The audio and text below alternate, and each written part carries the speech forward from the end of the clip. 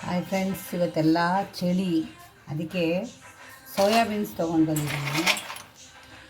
ಇದರಲ್ಲಿ ನಾವು ಏನು ಮಾಡಬೇಕು ಅಂದರೆ ಕಬಾಬ್ ಮಾಡ್ತಾಯಿದ್ವಿ. ಅದಕ್ಕೆ ಸೋಯಾಬೀನ್ಸ್ ತೊಗೊಂಡು 150 ಗ್ರಾಮ್ ಇದೆ ಸೋಯಾಬೀನ್ಸು. ಇವಾಗ ಬಿಸಿನೀರು ಕಾಯ್ತಾ ಇದೆ, ಇದಕ್ಕೆ ಬಿಸಿನೀರು ಹಾಕೋಣ, ಹೇಗೆ ಬರುತ್ತೆ ನೋಡೋಣ. ಬಿಸಿನೀರು ಹಾಕ್ತಾಯಿದ್ದೀನಿ. ಸ್ವಲ್ಪ ಹೊತ್ತು ನೆನೆಗೆ ಬಿಡೋಣ. ಇವಲ್ಲಿರೋ ಗಲೀಜೆಲ್ಲ ಹೋಗುತ್ತೆ ನೀಟಾಗಿ. ಒಂದು 10 ನಿಮಿಷ ನೆನೆಲಿ.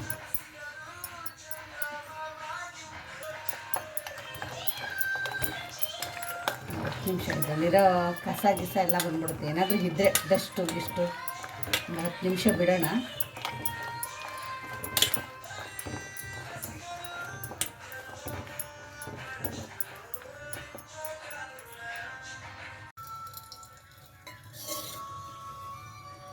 ಈ ಥರ ಎಲ್ಲ ಚೆನ್ನಾಗಿ ಹಿಂಡಿ ತೊಗೋಬೇಕು.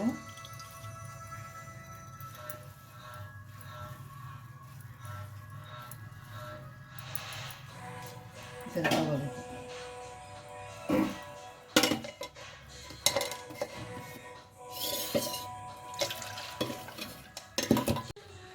ಶುಂಠಿ ಬೆಳ್ಳುಳ್ಳಿ ಪೇಸ್ಟ್ ಹಾಕೋತಾ ಇದ್ದೀನಿ.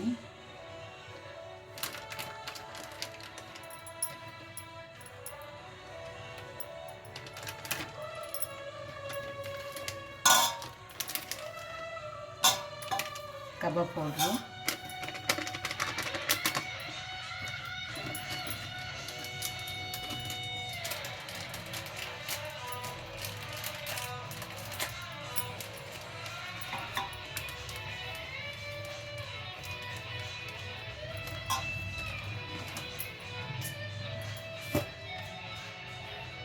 ಕಾರ್ನ್ ಫ್ಲವರ್ ಹಾಕೋತಾ ಇದ್ದೀನಿ.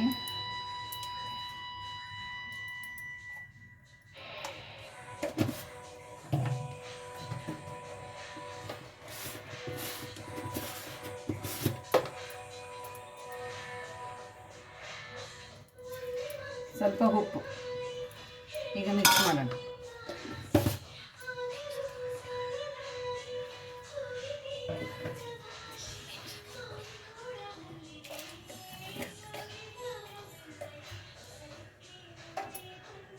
ಸ್ವಲ್ಪ ಮೆಣಸಿಕಾಯಿ ಪೌಡ್ರು,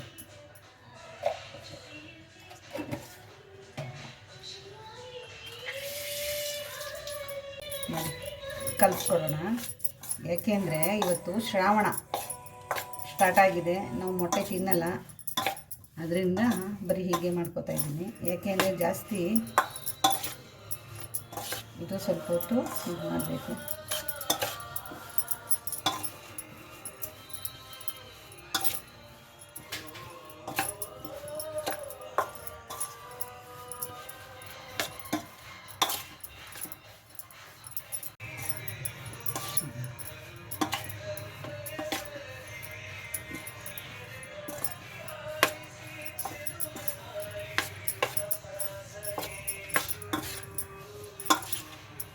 ಈ ಥರ ಡ್ರೈ ಆಗಬೇಕು.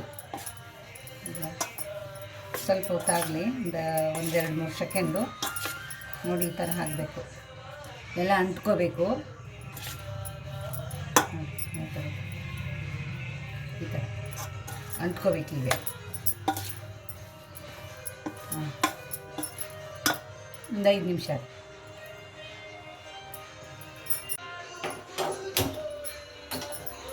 ತೊಗೊಂಡು ಇಟ್ಕೊಳ್ಳಿ ಬಾಂಡ್ಲಿ ಕೈಲಿ.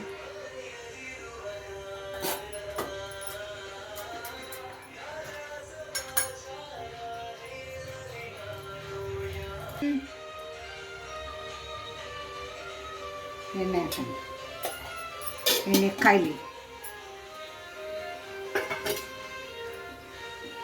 ಬೆಳಿಗ್ಗೆ ನಾನೆಲ್ಲ ಚೆಕ್ ಮಾಡಿದೆ.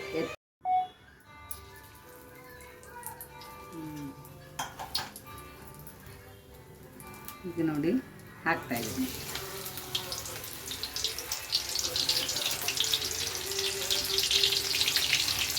ಕೈಗೆ ಈ ಥರ ಹಂಚ್ಬಾರ್ದು, ಆಗ ಚೆನ್ನಾಗಿ ಬರುತ್ತೆ.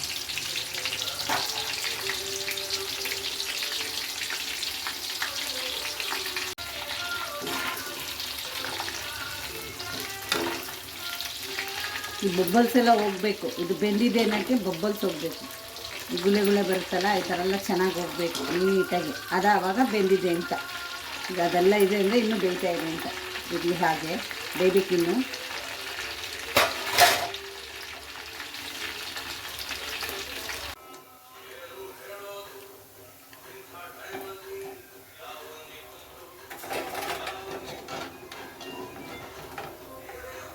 ಈ ಥರ ಆಗಬೇಕು.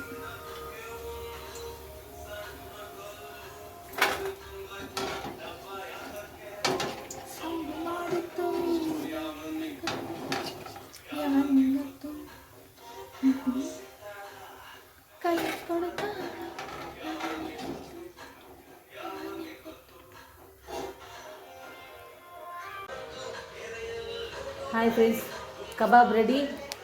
ನೀವು ಮನೇಲಿ ಮಾಡ್ಕೋಬೋದು. ಮಕ್ಕಳಿಗೆಲ್ಲ ತುಂಬ ಇಷ್ಟ ಆಗುತ್ತೆ. ಅದು ಇದು ಹೊರಗಡೆ ತಿನ್ನೋದಕ್ಕಿಂತ ಮನೆಯಲ್ಲೇ ಮಾಡಿಕೊಂಡ್ರೆ ತುಂಬ ಒಳ್ಳೆಯದು. ನಾವು ಮನೆಯಲ್ಲೇ ಮಾಡ್ಕೊಡೋದು ಅತಿ ಜಾಸ್ತಿಯಾಗಿ. ನೀವು ಮಾಡ್ಕೊಳ್ಳಿ. ಈ ವಿಡಿಯೋ ಇಷ್ಟ ಆದರೆ ಲೈಕ್ ಮಾಡಿ, ಶೇರ್ ಮಾಡಿ, ಕಮೆಂಟ್ ಮಾಡಿ. ಧನ್ಯವಾದ.